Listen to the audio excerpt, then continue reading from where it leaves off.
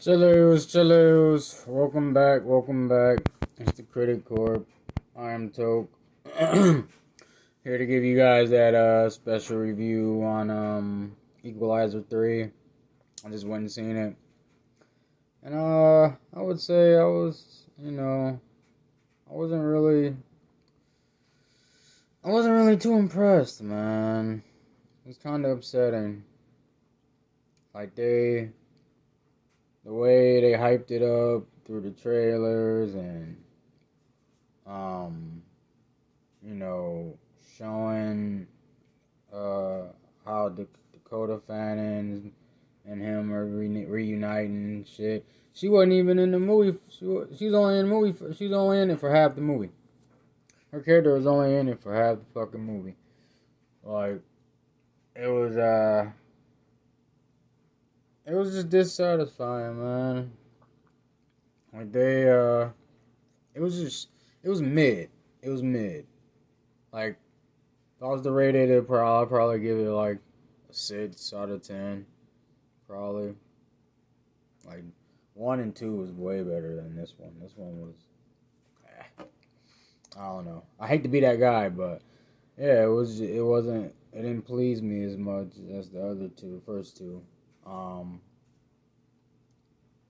Not discrediting the actors or anything. I just feel like the strip itself, the whole dialogue, it was just, it was very short and brief. Like they got right to it. Like in the other two, they kind of build it up. They build up the story a little bit. But this one, they they got right to it, and it was like, man. Like the first scene, drew my attention, but then after that, I was just like checking my phone, like just kind of bored with it. They made him seem like so untouchable, like. He really didn't get fucked up. Besides the beginning, when he got caught slipping by a little kid. A little kid caught him slipping because he like took the little kid for granted, pretty much, or not for granted, but he just really didn't think he would what's the word, approach him like that and kill him. As a little kid, but he's in another country because it's staged out of Italy. He's in the southern part of Europe, Italy and shit. And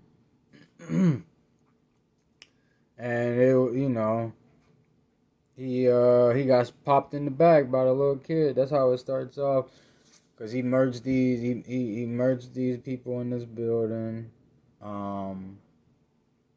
And he goes, when he's exiting out of the building, that's where he sees the little kid that was left in the car, and yeah, but he got he got saved by this lieutenant of Italy. I forget his name. I think it's just the young lieutenant. But he fucking saved him and got him to Enzo, the doctor of the city or whatever, and they pretty much nursed him back to health. And he began to make a new home, and he started to take a liking to where he was, and he realized it was being terrorized by this whole little mafia crew. Like they weren't taking no shit. They wanted their money. They were bullying them. They were smuggling drugs through these wine bottles.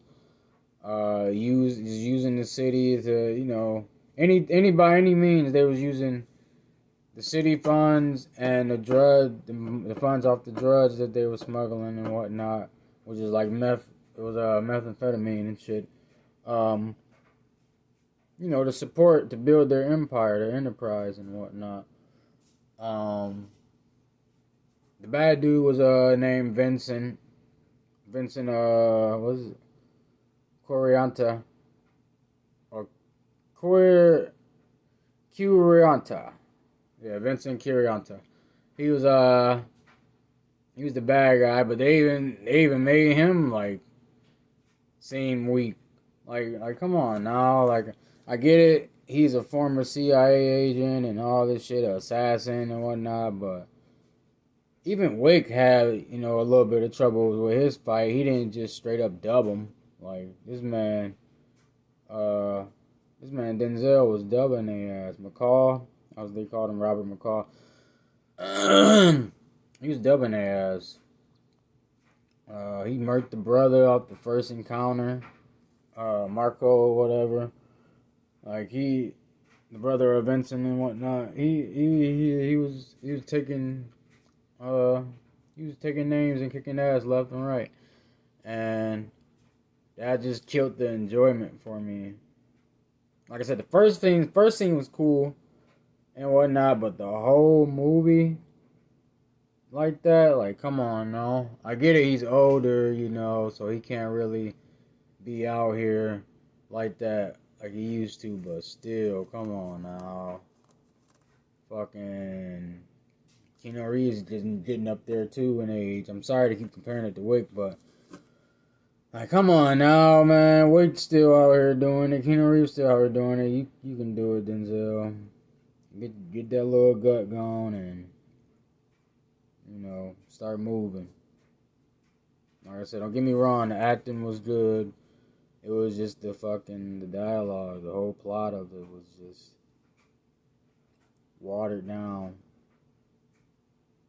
It wasn't efficient enough for me. I didn't really care for it.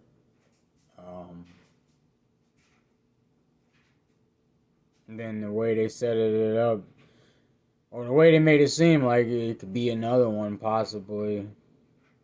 Like I feel like after this one, they should have had him die or something, because this franchise just went downhill after the third one. Like, man, like I said, I hate to be that fucking guy, but it was dog water, man. It was dog water. It was yeah, I don't know.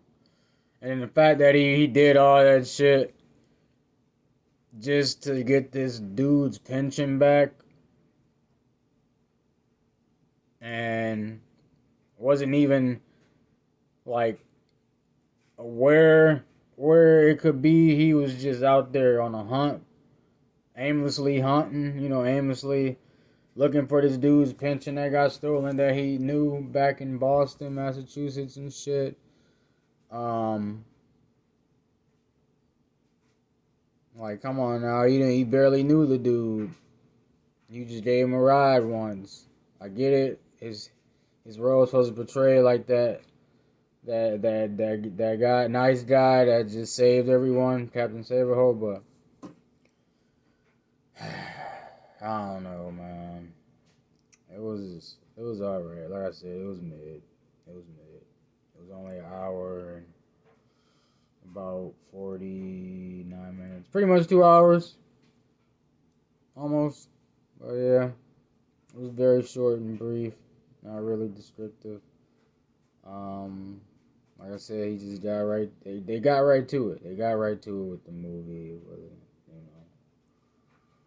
It wasn't really nothing you can, it wasn't really a hard concept to grasp in this one.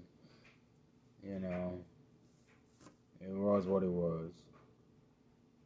But that being said, guys, let me know what you guys thought about this one.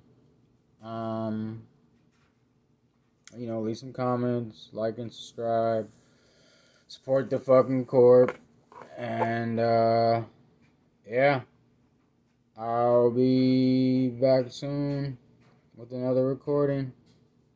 Just be patient with me. Like I said, this strike didn't fuck me up, so I'm just taking my time binging these animes so I can drop them, and do a review like on the whole thing, series by series, instead of episode by episode, like I'm doing with Jiu-Jitsu. But yeah, there you have it. Toodles.